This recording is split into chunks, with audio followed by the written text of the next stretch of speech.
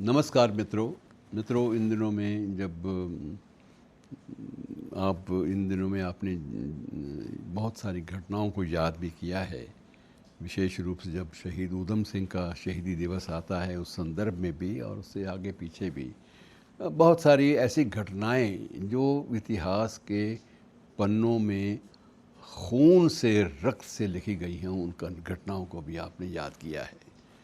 और उन्हीं घटनाओं में एक जलियांवाला बाग, हालांकि यद्यपि उसका दिन जो है ये अलग था, 13 अप्रैल का दिन था वो, लेकिन इसके बावजूद जो घटनाएं हैं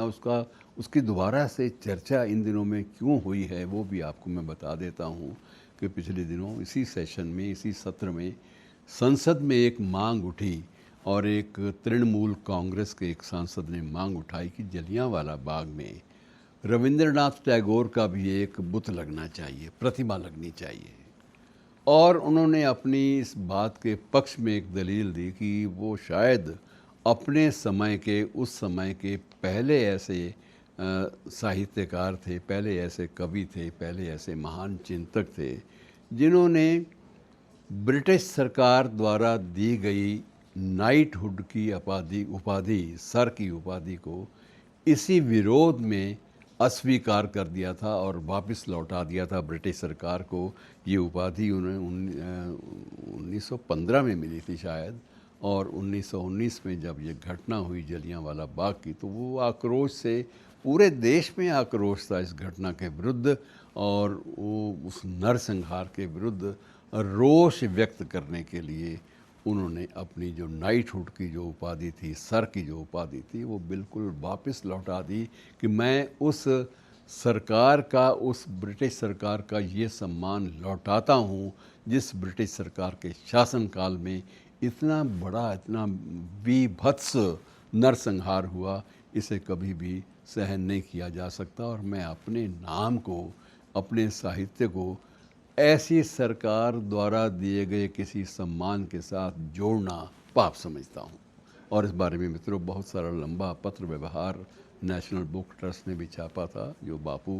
राष्ट्रपिता महात्मा गांधी और टैगोर के बीच में इसी विषय को लेकर हुआ था। बहरहाल,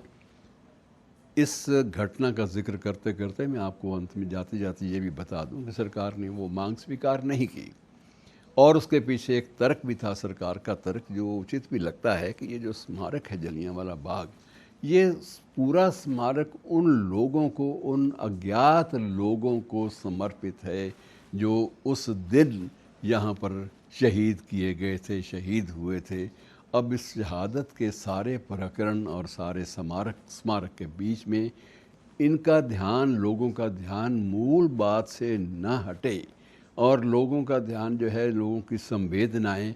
उन्हीं लोगों तक, उन्हीं व्यक्तियों तक, उन्हीं शहीदों तक सीमित रहें जिन शहीदों ने उस दिन अपने प्राण यहाँ पर दिए थे। और इसलिए वहाँ पर गुरुदेव की प्रतिमा लगाने का कोई औचित्य नहीं है। तो सरकार ने एक विनम्रतापूर्वक ये मांग स्वीकार करने से इनकार किया, और ये समझ में आती है, ये तर्क समझ में भी आता है। इसमें कोई भी ऐसा नहीं है कि गुरुदेव के प्रति या टैगोर जी के प्रति कोई असम्मान प्रदर्शित किया गया हो, ऐसा कुछ नहीं है। सिर्फ ये है कि जलियांवाला बाग एक ऐसा स्मारक है जिसमें, जिस स्थान पर उस दिन नरसंहार के मध्य